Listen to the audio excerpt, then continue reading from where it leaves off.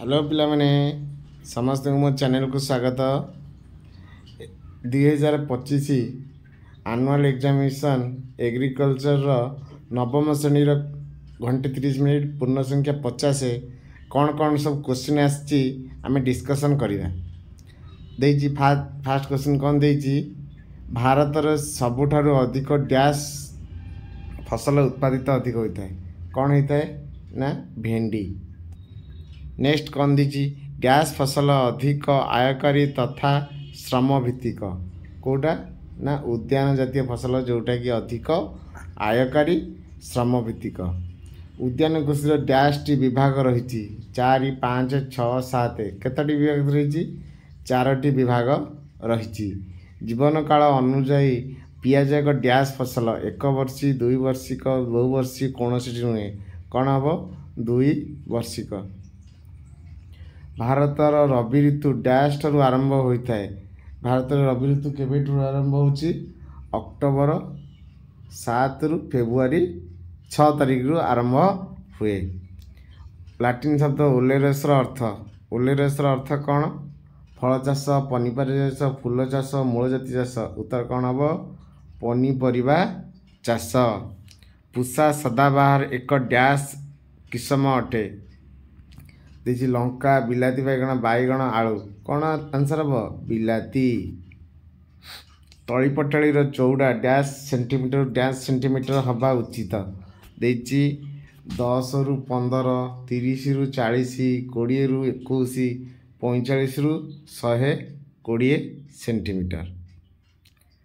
सोलानियस फसल बिहन अंकुरदम डैश तापमात्रा भल हुए को तापमात्रा भल हुए ना देखिए कौन कौन ऑप्शन देखिए 13 रु 21 15 रु 22 30 रु 40 13 रु 11 मतलब उत्तर कौटा हम 13 रु 21 डिग्री सेल्सियस तापमात्रा भल हुए।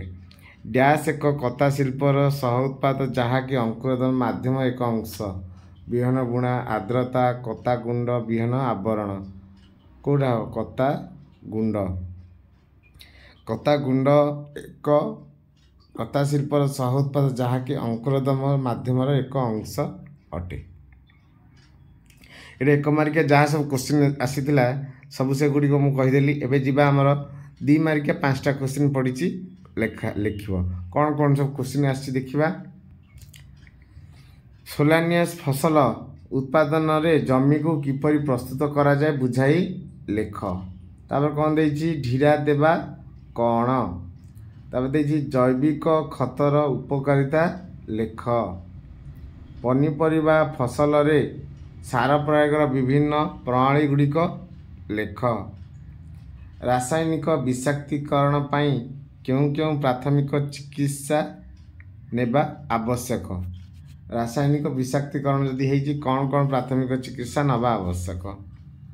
उद्यान कृषि संज्ञा और परिभाषा लेख। एटा देछि 2 मार्किया 6टा देछि से 5टा करिवो। नेक्स्ट कौन देछि देखिबा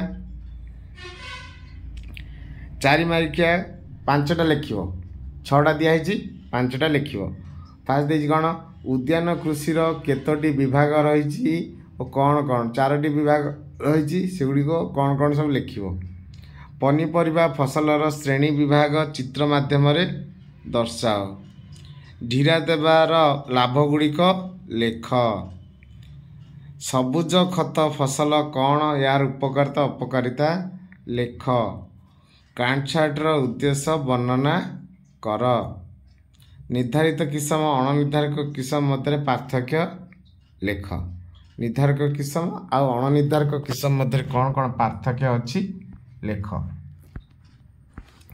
तब नेक्स्ट क्वेश्चन कौन देछि फल और पनीपरिया मध्य पार्थक्य 5 मार्किया 3टा देछि 2टा देछि 3टा देछि 2टा लिखिबो। फल और पनीपरिया मध्य पार्थक्य दर्शाओ। कृषि क्षेत्र रे सुरक्षा पाई क्यों क्यों उपकरण नबा आवश्यक। पनीपरिया फसल रे सार प्रयोगर विभिन्न प्रणाली गुड़िक कौन कौन है कि ताले ଅଧିକାଂଶ ଫଳ ଗଛ କ'ଣ ଥାଏ? ବହୁବର୍ଷୀୟ ଅଟେ। ଆଉ କ'ଣ? ଅଧିକାଂଶ ପରିବା ଗଛର